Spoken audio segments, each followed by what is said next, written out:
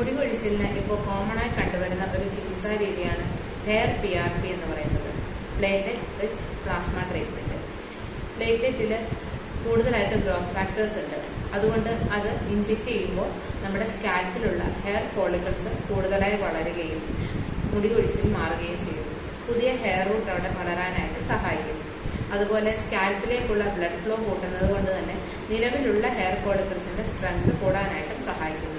ഈ രണ്ട് കാരണങ്ങൾ കൊണ്ടാണ് ഈ ഒരു ട്രീറ്റ്മെൻറ്റിന് റിസൾട്ട് കിട്ടുന്നത്. അതുപോലെ ഇത് ചെയ്യുമ്പോൾ ശ്രദ്ധിക്കേണ്ട കാര്യം, ഒരൊറ്റ സിറ്റിങ്ങിൽ റിസൾട്ട് കിട്ടുന്ന ഒരു ട്രീറ്റ്മെൻറ്റ് അല്ല. മൾട്ടിപ്പിൾ സിറ്റിങ്സ് വേണ്ടിവരും. നിങ്ങളുടെ മുടി കൊഴിച്ചിലിൻ്റെ തീവ്രതയും സ്കാൽപ്പിലെ കണ്ടീഷനും നോക്കി ഡോക്ടർ സജസ്റ്റ് ചെയ്യും. അതുപോലെ ഫ്യൂ മന്ത്സും വേണ്ടിവരും റിസൾട്ട് കിട്ടാനായിട്ട്.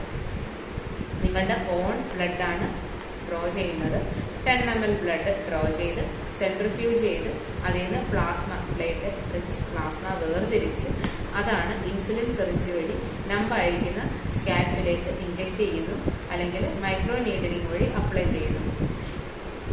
അതുപോലെ പോസ്റ്റ് ട്രീറ്റ്മെൻറ്റ് ശ്രദ്ധിക്കേണ്ട കാര്യം, ചെയ്ത് കഴിഞ്ഞ് 2-3 ദിവസത്തേക്ക് നിങ്ങൾ തലയിൽ എണ്ണയോ ഷാമ്പോ ഒന്നും അപ്ലൈ ചെയ്യാൻ പാടില്ല. വെറും വെള്ളത്തിൽ വേണം തല കഴുകാനായിട്ട്. അത് ഈ ഒരു ട്രീറ്റ്മെൻറ്റ് മോഡറേറ്റ് ആയിട്ടുള്ള സിവിയർ ആയിട്ടുള്ള ഹെയർ ഫോളിന് പറ്റില്ല. മൈൽഡ് ടു മോഡറേറ്റ് ആയിട്ടുള്ള ഹെയർ ഫോളിന് റിസൾട്ട് തീർച്ചയായും കിട്ടും. അതുപോലെ ഹെയർ ട്രാൻസ്പ്ലാന്റേഷൻ കഴിഞ്ഞിട്ടുള്ളവർക്ക് ഇത് ആ ഹെയർ റൂട്ടിനെ സ്ട്രെങ്തൻ ചെയ്യാനായിട്ടും പുതിയ മുടി വളരാനായിട്ടും സഹായിക്കുന്നു. അതുപോലെ മൈൽഡ് ടു മോഡറേറ്റ് ആയിട്ടുള്ള ഹെയർ ലോസിലാണ് റിസൾട്ട് കിട്ടുക എന്ന് പറഞ്ഞു. മെയിൽ പാറ്റേൺ ബാഡ്നെസ് സ്റ്റാർട്ടിങ് ആണെങ്കിൽ നിങ്ങൾക്ക് റിസൾട്ട് കിട്ടും. സിവിയർ ആയിക്കഴിഞ്ഞാൽ വലിയ പാടായിരിക്കും റിസൾട്ട് കിട്ടാനായിട്ട്. ഇത്രയും കാര്യങ്ങൾ ശ്രദ്ധിച്ച് വേണം നിങ്ങൾ ഹെയർ PRP ട്രീറ്റ്മെൻറ്റിന് പോകാനായിട്ട്. Okay, thank you.